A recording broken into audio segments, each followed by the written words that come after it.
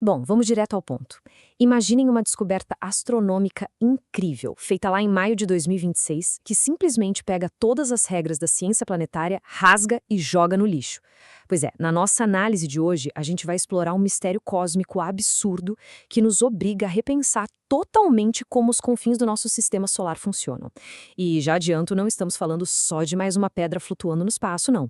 Para começar a entender essa história toda, pensem neste paradoxo central. Uma rocha minúscula, a uns impressionantes 6 bilhões de quilômetros de distância do Sol. Nessas distâncias, o frio é tão brutal, tão absoluto, que praticamente qualquer gás deveria virar gelo na hora e cair no chão. Além disso, pelas leis da física que a gente conhece tão bem, um corpo tão pequeno simplesmente não tem gravidade suficiente para segurar moléculas de gás. Zero. Mas, contrariando toda a lógica possível, esse objeto tem sinais claros de atividade.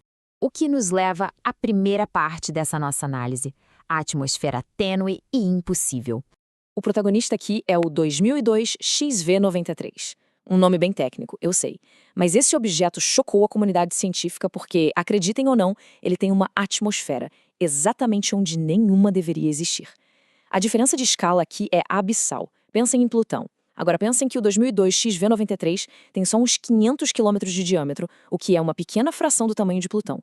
Com uma gravidade superficial tão fraquinha assim, o consenso científico era de que os gases simplesmente escapariam para o vácuo profundo do espaço quase imediatamente. E a gente está falando de uma pressão atmosférica estimada em cerca de 100 a 200 nanobars. Tá, mas o que isso significa na prática? Bom, a nossa Terra tem uma pressão de 1 bilhão de nanobars. Então, 100 nanobars é microscopicamente pequeno, é quase um vácuo absoluto. Mas é exatamente aí que está o pulo do gato. Conseguir detectar essa camada incrivelmente frágil de gás flutuando ao redor de uma rocha minúscula na escuridão congelante é um triunfo técnico gigantesco. Isso muda as regras do jogo. Mas como a gente encontra algo assim? Vamos para a parte 2, capturando sombras no espaço. Descobrir esse gás exigiu um trabalho de detetive simplesmente genial de cientistas profissionais e astrônomos amadores lá no Japão. Como esses objetos são escuros e distantes demais, não dá para simplesmente apontar um telescópio e tirar uma foto, sabe? É impossível. Então, a estratégia exige muita paciência. Eles usam um evento raro chamado ocultação estelar, que é esperar a rocha passar bem na frente de uma estrela distante. É usar a sombra exata da rocha projetada aqui na Terra. Literalmente, é caçar uma agulha escura num palheiro cósmico. E o evento que entregou o ouro durou só um piscar de olhos. 1,5 segundo, em janeiro de 2024. Mas olha que incrível a forma como isso aconteceu. Se fosse só uma rocha sólida e morta passando na frente da estrela, a luz apagaria de uma vez, como um interruptor. Só que a luz foi esmaecendo gradualmente antes de sumir e depois reapareceu bem devagar.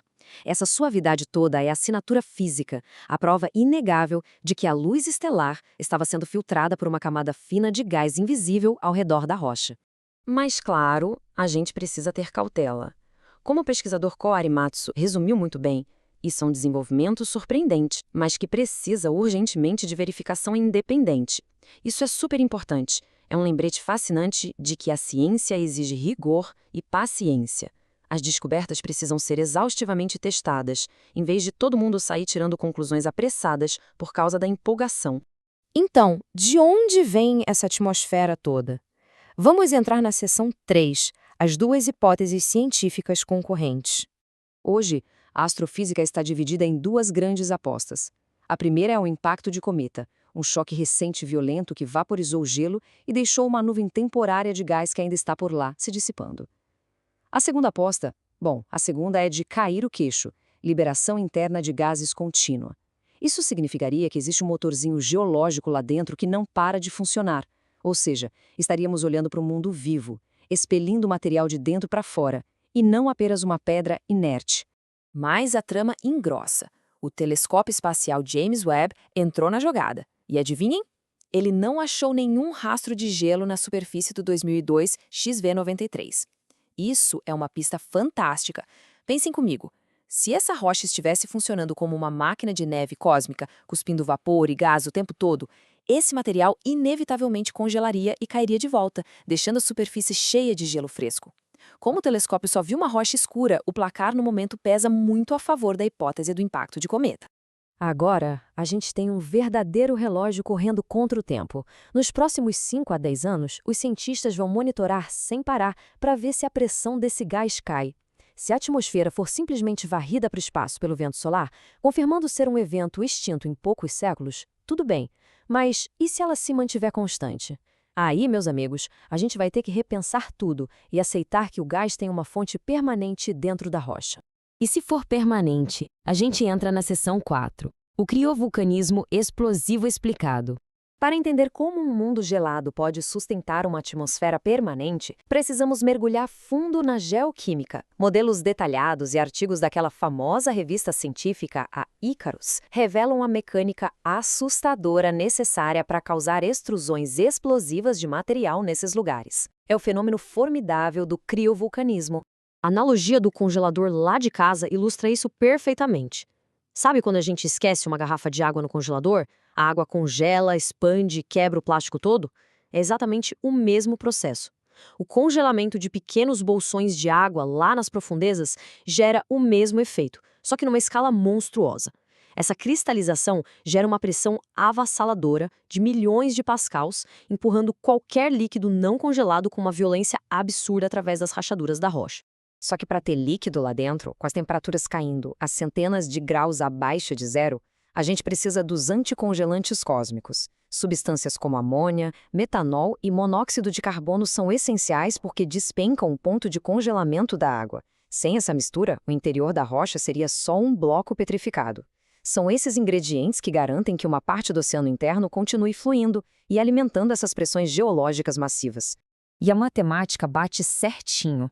Analisando os materiais primitivos dos cometas, a gente vê que os blocos de formação do nosso sistema solar já contêm as exatas proporções de monóxido de carbono, metanol e amônia. O cosmos entregou na medida certa a receita química perfeita para abastecer essas pressões gigantescas e criar reações que rasgam esses mundos por dentro. E para que o líquido não fique só preso na rachadura, mas jorre para o espaço com força, entra o processo de exolução. É só imaginar a cena de abrir uma lata de refrigerante quente que foi sacudida sem dó. Quando o líquido é empurrado para cima e a pressão cai de repente, os gases como o monóxido de carbono fervem e borbulham violentamente. Essas bolhas criam um impulso gigantesco, como um motor de foguete natural, rompendo a crosta e jogando gás, gelo e líquido numa explosão direta para o vácuo espacial. Chegando agora na nossa conclusão. Seção 5. Redesenhando o Sistema Solar. Quando a gente coloca toda essa complexidade em cima da descoberta do 2002 XV93, a mudança de paradigma é colossal. Se até um fragmento de rocha de 500 km pode segurar uma atmosfera e ejetar material, isso indica que o cinturão de Kuiper não é um cemitério estático de pedras mortas. Pelo contrário, essa região super distante pode ser um ambiente incrivelmente dinâmico, lotado de pequenos mundos fervilhantes em plena atividade geológica. Ao amarrar todas essas evidências, é inegável o nosso espanto. A descoberta do 2002 X93 expande os limites de tudo o que considerávamos possível. E a grande pergunta que não quer calar é: o que mais o nosso sistema solar está escondendo? Quais outros mundos complexos e violentos continuam vagando ocultos na escuridão, só esperando por aquele milissegundo em que uma estrela vai finalmente revelar as suas sombras para nós? Bom, é isso por hoje. Muito obrigado por acompanhar mais esta explicação e até a próxima.